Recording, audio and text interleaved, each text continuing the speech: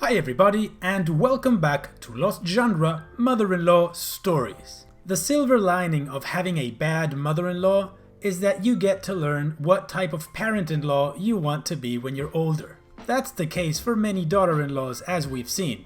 But before we begin, don't forget about Lost Genre AITA Daily, a channel dedicated exclusively to Am I the A-hole? Now, let's get started with the first story. I met my mother-in-law after a couple of months of dating dear husband. My dear husband loved to talk about his mother. She was the best cook, the most avid reader, said the most intelligent things, and knew him better than anybody.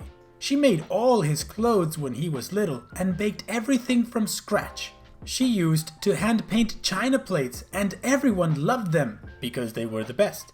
She baked and sold cheesecakes for a living and everyone loved them because they were the best. Dear husband's parents divorced a year before I met dear husband and were not on good terms. We went to mother-in-law's place so I could meet her.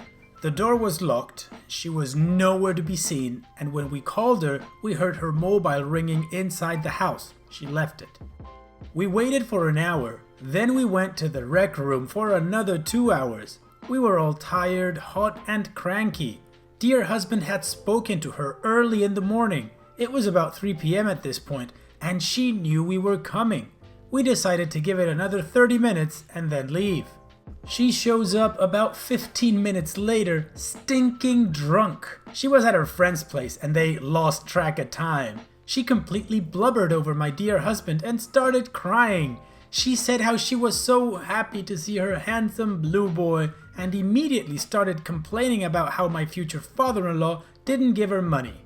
My dear husband interrupted her tirade to introduce us and she shot me an evil look. She asked my dear husband what happened to his ex-girlfriend. She told him how much she liked her and how pretty and smart she was. My dear husband said that he was not with her anymore and introduced me again. She called me by the ex's name and did it for the rest of the visit. My dear husband got a debilitating headache and confined himself to the couch for the rest of the evening, so I was stuck with her alone. It was as pleasant as eating my own eyeballs. She wanted to go shoot pool at the rec room. There was a bar there, and she told the bartender that her future daughter-in-law, no talk of marriage yet, and quite frankly, I didn't know I was going to stay with him after meeting her, was going to buy her a drink. The bartender told my future mother-in-law that she could have one drink and then she would be cut off. My future mother-in-law started to make a scene and the bartender told her that she was not going to do this with her anymore and she would call the cops again. I'm thinking, again? That did the trick and my future mother-in-law buttoned up. We played a few games of pool with 2 men that she knew. They were polite and decent. She continuously told one of them to stop staring at me and that I was taken. She then loudly whispered a crude remark about my breasts, she used a different word, to the other and started snickering. He told her to give me a break and she said that she knew why her son was attracted to me and that all men loved big, huge breasts. I was embarrassed and in shock. I put down my cue stick, paid the bill and told the bartender good night. My dear husband was asleep. I woke him up and told him that I wanted to go home. I was hopelessly in love with my dear husband by then and let him talk me into staying. The next day, she asked him if he could get in touch with his ex-girlfriend and get her address. My future mother-in-law wanted to write to her because they were such good friends. My dear husband told her that he was not interested in his ex-girlfriend and she could look in the phone book. After hours of listening to her drone on about my future father-in-law and how talented she was, my future father-in-law came to pick us up. I would never go see her again without my car for a fast getaway. I married my dear husband 5 years later. We knew we wanted to marry after a year. However, I waited until he came to terms with his mother and stood up to her for himself and me. She did not come to the wedding. I can't stand the way she treats my dear husband or me. She calls my dear husband and we do a yearly short visit. Each year, the visits get shorter. My father tells me that under no circumstance should I ever tell her off. So far so good, but it gets harder each time I see her. I feel that my mother-in-law and my father-in-law are very inconsiderate to my dear husband. He rarely tells them when they upset him anymore. He says it does no good with his mother and he feels badly about saying anything to his father. My family is different. We talk, argue, and work things out, or agree to disagree. The good thing is that I only have to see this witch once a year. Wow, OP, that's something I hadn't read before, that you knew you wanted to marry this guy, but you waited until he grew a backbone and stood up to his parents. You had a lot of vision, and I'm gonna guess you also put a lot of work into developing his backbone, because some mama's boys just never get around to doing that and their relationships fail. So once again, good for you, and it's good that you only need to see this witch once a year. Alright, and on that note, let's move on to the next story. My mother-in-law is a seriously disturbed person who I think has bipolar disorder or something. My dear husband and sister-in-law have tried to get her to go see somebody, but she absolutely refuses. She'll phone our house late at night because she wants my dear husband to come over because someone's watching her or someone's throwing rocks at the house. Dear husband, bless him, won't go rushing over there. Instead, he tells her to call the police. When she's having one of her turns, she'll phone people and accuse them of coming into her house to steal things, only to find them later in some weird place. We've been married 13 years, and we were together for 5 years before that, but I'm still treated as an outsider. She still tells dear husband things about family members and tells him not to tell me, even totally innocent things like so-and-so has a gallstone, hardly state secrets. I get to hear all about how he should have married some girl that he danced with at a wedding 20 years ago. Huh?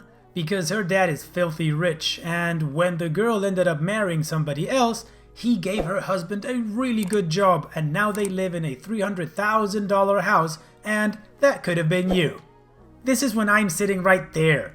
Then she seemingly remembers my presence and says, "Oh, but we like you too, daughter-in-law," in a really patronizing voice.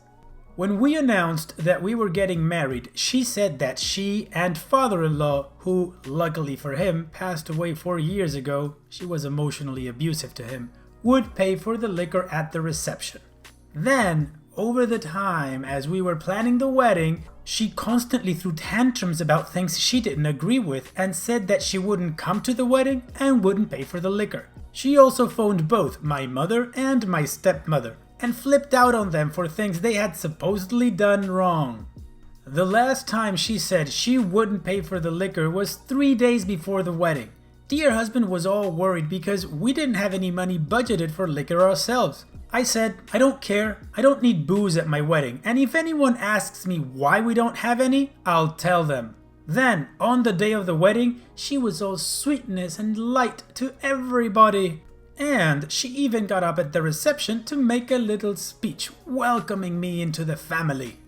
Everyone who didn't know her probably thought, what a nice mother-in-law. I just sat there smiling through gritted teeth. And don't even get me started on the kids. We have 3 beautiful sons, and although she's let up during the last few years, when we had our first child, we weren't doing anything right. I breastfed my babies and she was constantly trying to sabotage that. She even hauled my dear husband's old bottles up from the basement for me to take home in case my milk ran out. Gee, thanks, mother-in-law. Dusty 30-year-old bottles with rock-hard nipples. Even if I had been bottle feeding, I wouldn't have used those things. And she accused me of starving the kids because I wasn't forcing cereal down their throats when they were a month old. And she bought cases of formula, although I specifically told her I wouldn't be using it. Our middle son resembles dear husband, while the other 2 resemble me. So she favors our middle son to the point of ridiculousness. She is constantly buying him little presents while neglecting the other 2. Now our oldest, who is 10 years old, doesn't even want to go there because she always nags him. When my younger 2 kids were diagnosed with speech delays, she thought that taking them to a speech therapy wasn't good enough, and she tried to talk my sister-in-law into basically helping her kidnap them to take them to a doctor. Sister-in-law explained to her that there is no doctor that looks after that, and all they will do is refer to a speech therapist. Mother-in-law still insisted that we weren't doing enough, and she said, "The boys will never talk." Then, when they started making really good progress, she went around saying, "Oh, everyone else said they wouldn't talk, but I always knew they would." Grrr! If there's one lesson I've learned from all this, is that with 3 boys, I'm sure to end up with at least one daughter-in-law, and I'm going to bend over backwards to get along with her and not criticize her housekeeping, cooking, child-rearing, etc. I'm sorry you have to deal with that mother-in-law, OP. She does sound like a pain. The good thing is, like you say, you learned what type of mother-in-law you're gonna be now with a perfect example of what not to do. It's very positive thinking to see it this way. Alright, and on that note, let's now move on to the final story. I'm a cold fish, ice queen daughter-in-law. Let me explain to those overbearing, smothering mother-in-laws why some daughter-in-laws become ice queens in your presence. My mother-in-law, for reasons I cannot even fathom, has taken it upon herself that I need help, and she insists on giving it. She helps me by constantly offering unsolicited advice, makes inappropriate comments at inopportune times, and likes to ask me a lot of personal questions. Not out of any genuine interest, but more to try to engage me in an unwanted conversation with her. Unlike Miss Big Mouth, I am a naturally quiet and private person. Because she is not used to people who aren't chatterbrains and tell their life story and air their dirty linen immediately upon meeting a stranger, there must be something wrong with me. Therefore, I need help. I have no idea why she came to this conclusion. She once called me up to ask about a finance software I use, which I prefer to keep to myself.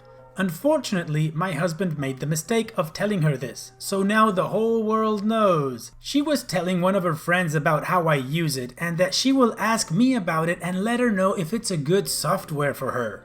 Okay, first of all, it really bugs me that she blabs to her crazy friends about my financial situation. And for another, I'm annoyed that she couldn't bother to just look up the software online. She asks me for advice, not because she really wants or needs it, but because she's trying to help me. See, by asking me for advice, she seems to think that this will give me a much needed boost in self-esteem. Again, where did she even get this idea? Believe me, I don't have a problem with my self-esteem. And I can't believe that she is a therapist, no less.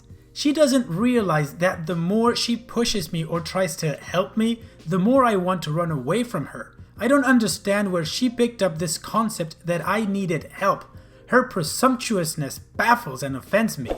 Another way of her helping me is to constantly fawn over me with unnatural enthusiasm bordering on insincerity, which drives me nuts. "Did you do something to your hair? It looks great," she asks, when it's the same style and color. Then there is the popular, "Did you lose weight?"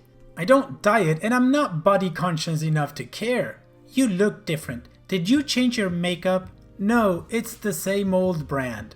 And the one that came out of the blue, "Someday you are going to make a great mother." She never lets up. It's just too weird. As a result of her big fat mouth, I've shut myself down to her. She must think I am the snobbiest, most pithy person in the world because most of my responses are not more than a sentence long and close-ended. From my experiences with her in the past, I simply do not trust this woman any longer. I've found that I now withhold certain information from my own husband in an attempt to keep whatever personal privacy I have left. He calls it keeping secrets. I call it protecting myself from his overbearing, nosy mother. Just the other day, she literally called me up and just stated out of the blue, "You know, if you ever need someone to co-sign a loan, or go shopping with you, etc., I can help you with that." So I've decided that it's not in my best mental health interest to pursue a relationship with this crazy mother-in-law, other than the passing, "Hi, how are you" kind. Her neediness is just too much for me. It has reached a point where I merely tolerate her for the sake of my marriage. She obviously has this pathological need to be needed or sought out for advice. Is she just another narcissistic psychiatrist with a savior complex? It's clear that she's desperately trying to reach an unreachable daughter-in-law, me. But why can't she pick up on the obvious hints that I've been dropping that I'm just not interested? Why can't she just let it go already? I don't need saving. I simply don't want a chummy relationship with her. I am not interested in hanging out with her and being her new best friend. There's nothing that I really have to say to her. She has this need to have a relationship with me, and I have just as strong a need to get away from her. I wish she would realize that everyone has personal boundaries and she's constantly violating that space. Wow, well, I am gonna say it sucks that she did talk about your finances with her friends or, a financial software that you were using that it's not necessarily your personal finances, but still, sure, okay. At the same time, I do have an unpopular opinion, and I don't think your mother-in-law is all that crazy. Maybe she does want to have some sort of relationship with you, but you're so close to it that she just doesn't know how to get in. And that's why she uses all those weird one-liners about your hair or your weight or your makeup or whatever. You do state that she says all this with unnatural enthusiasm bordering on insincerity. Could it be that you're reading that into how she's saying it? You didn't say anything about how she tries to control her son or anything like that we've seen other horrible mother-in-laws do. The only thing this mother-in-law is trying to do is apparently have some sort of relationship with you, the woman who is married to her son. But again, that's just my unpopular opinion. But what about you guys? What do you think? How wrong do you think I am in interpreting OP's point of view? Alright, and we've reached the end of the video. I hope you guys liked it. If you did, go ahead and click like, and of course, don't forget to subscribe, and go check out my new channel, Lost Genre IATA Daily. There's a link in the description. And finally, there's the Lost Genre subreddit, where you can share your own story or cross-post stories from other subs. And having said all of that, I will see you guys in the next video.